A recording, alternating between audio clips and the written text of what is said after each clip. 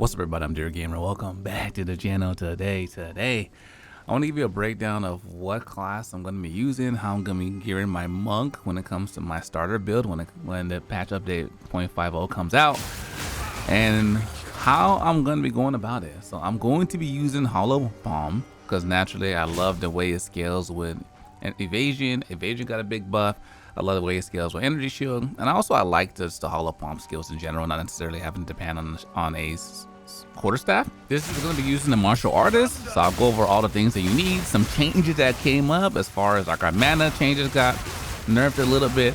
I'll talk about the skills, the passes I'm going to be using to make sure your build's extra juicy. So without further ado, let's dive in. So we got to talk about the things that are going to make this build amazing and some of the things that are going to make the things not so fun. So one of them is going to be deflect got a big buff because they changed the formula in which how it's calculated. So now the more you scale into deflect or evasion, the more bonus you get overall. So the thing about monk is monk was super squishy in the past. So now they're fixing that with these next updates. The next thing that's going to be changed is the way that they actually on base skills, evasion got a buff as well. So you get 15% more evasion on the actual gear that you find later on. So now the thing that's not so great, what you might be noticing is they actually changes that came to mana leech.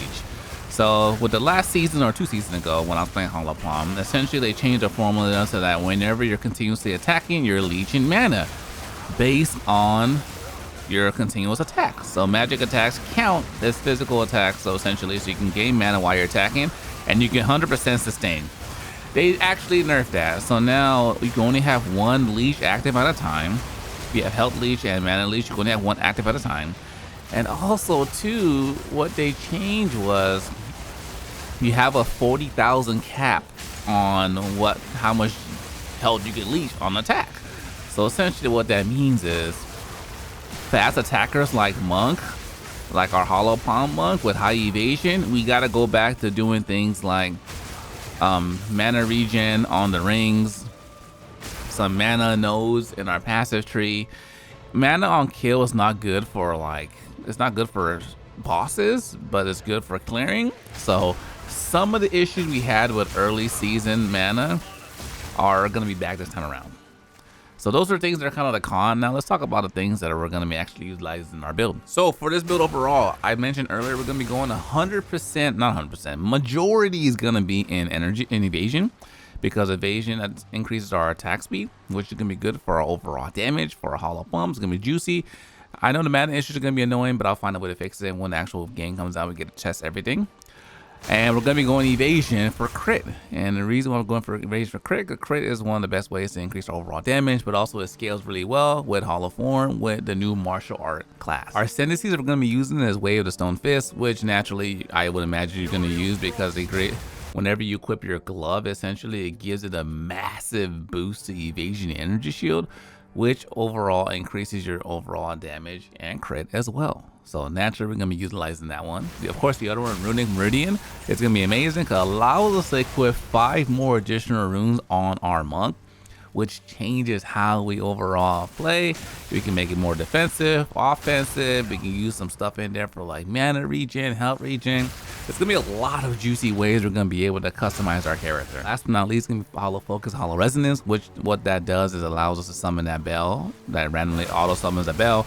So as we're using our attacks like with the Shattering Palm right there, we can just do even more damage as well with the bell that's naturally appearing all across the map. This is going to be a Shadow Clone build. The skills I'm going to be using, Whirlwind Assault, naturally, I think everyone's going to be using that one starting off.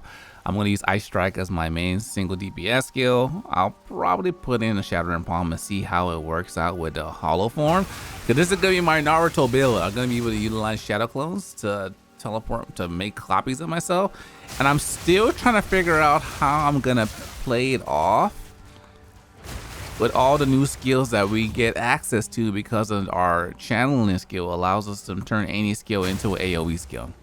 So my Ice Strike is 100% gonna be my standalone single hit fast DPS skill.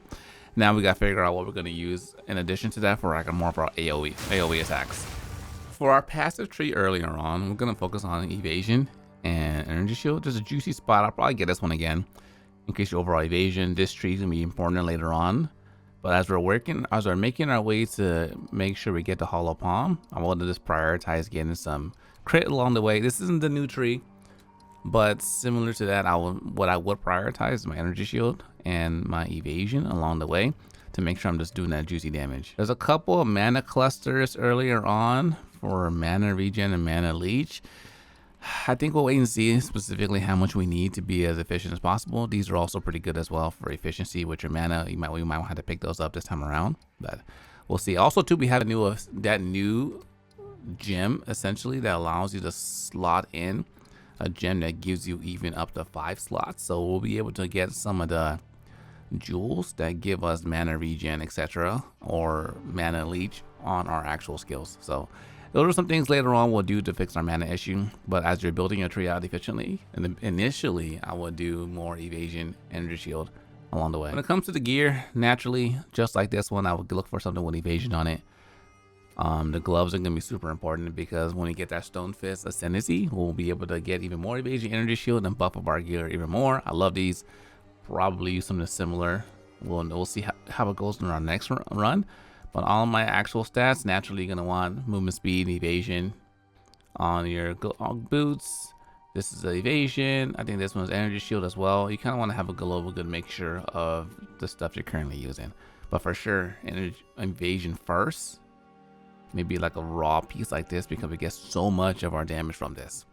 Now it begs to differ if you want to have a slower build because you get more mana back on the big hits compared to the multi hits.